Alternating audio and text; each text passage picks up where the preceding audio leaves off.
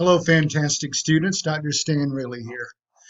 Um, I thought I would take just a few minutes to share some thoughts and perspectives with regard to the topics of both collective bargaining slash unions and how that might segue somehow into the quality or the Six Sigma or the ISO approaches or the TQM type processes that I've had experiences with, nevertheless. But with regard to collective bargaining or union uh, setups, um, or the presence of them, or the proliferation of them, or the destruction of them. All right, whatever your perspective might be on the subject might have something to do with your exposure or your experience. All right.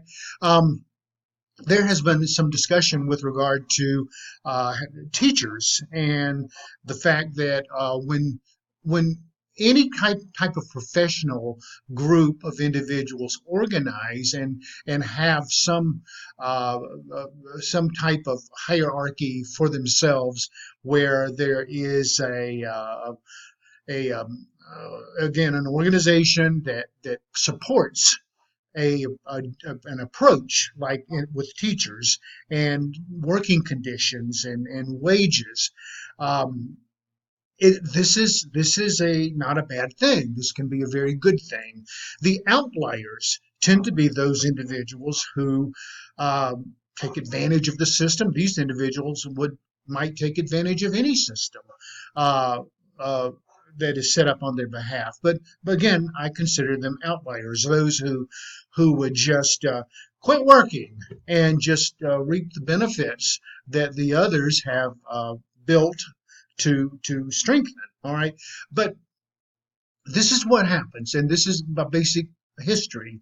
The fact that management in the past um, would take workers and would hold power over them to get more out of them and pay them less. So it's kind of was more of like an extortion situation, uh, particularly in economic times when workers did not have too many other choices or options available to them. So management would be wrong to do that, to extort workers, not pay them what they're what they should be paying even to give them a living wage or enough to to um, to to prosper as a result of their labor. So any type of an operation like that should be a give and take. Um, and not all of the profits should be paid to the upper sections of the business organization or as returns to the shareholders. There should be equality and there should be appreciation and validation of the workforce. Without the workforce, there would be no products or services produced, thereby none sold, thereby no profits uh, delivered to the investors. So the lack of appreciation for workers was the catalyst for unions to have emerged so that there could be a voice for the workers to management to make sure that their work that they produced, there was a fair wage being provided for that based on the economic environment that they were working in and the cost of living for that particular region and all of those variables taken into consideration as well. So those are good things that unions have provided. The outliers, once again, those who take advantage, like in the teaching profession, those individuals who might say, well, I'm going to make this set amount of money anyway. Why should I put in any effort? All right. Again, those are outliers. True professionals would not do this. They care too much about why they entered the field to begin with. As a teacher, I, not rich, not getting richer. but it's because of the passion that I feel and my colleagues would feel to do well in this job. So, you know, it's a matter of what's fair, being paid fairly, and our choices of accepting what we're paid or not. Okay, but somewhere along the line, if extortion started to set in, it would be great to have someone who understood the negotiation processes that could speak on behalf of those who may not be able to defend themselves, for lack of a better word, in an industry where a certain skill would deserve to be paid a certain wage. All right, and this segues me very briefly to the issue of Six Sigma and quality and total quality management and ISO in manufacturing and these things where we have these levels that we need to achieve. And these types of things can occur even whenever you are in a collective bargaining or a unionized operation managed facility. Um, and within those parameters set, um, salaries and elevation in the hierarchy or escalation to go up higher within the organization uh, when quality is recognized and whenever profitability and is a result, a byproduct of a higher quality yield and production to the consumer marketplace. Indeed, more money coming in. Should all of this go out to the shareholders?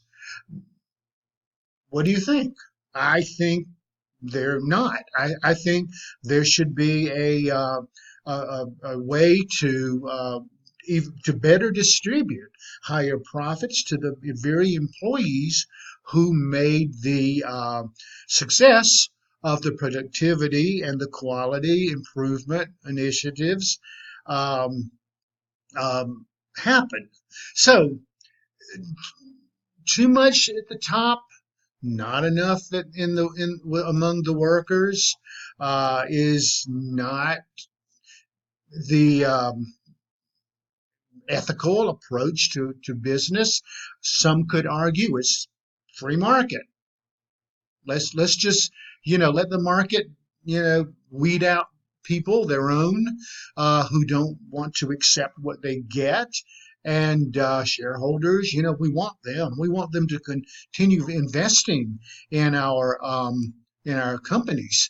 But that leaves us kind of dry, doesn't it? Because if we do not have the skilled workers in place in the companies, we have a revolving door of employees going in and out, or that and being trained, or whatever it costs that we have to put in, overhead costs that if had we retained our workers by treating them fairly and valuing them, then we would not have to keep repeating the process of hiring and training and hiring and training again, that revolving door situation. And this will be detected among the shareholders in the form of their dividends when there are these dips in this type of business process. So short business leaders need to look at things in the longer term rather than in these short-term yields. And I know that's difficult, particularly when the economy is vacillating as well.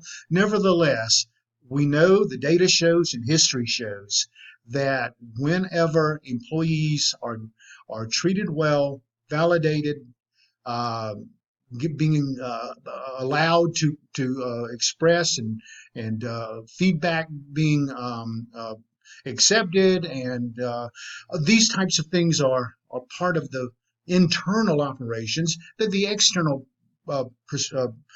successes will be realized as well. Okay, enough. I talked too long as it is. All right, thanks so much, and looking forward to further discussions.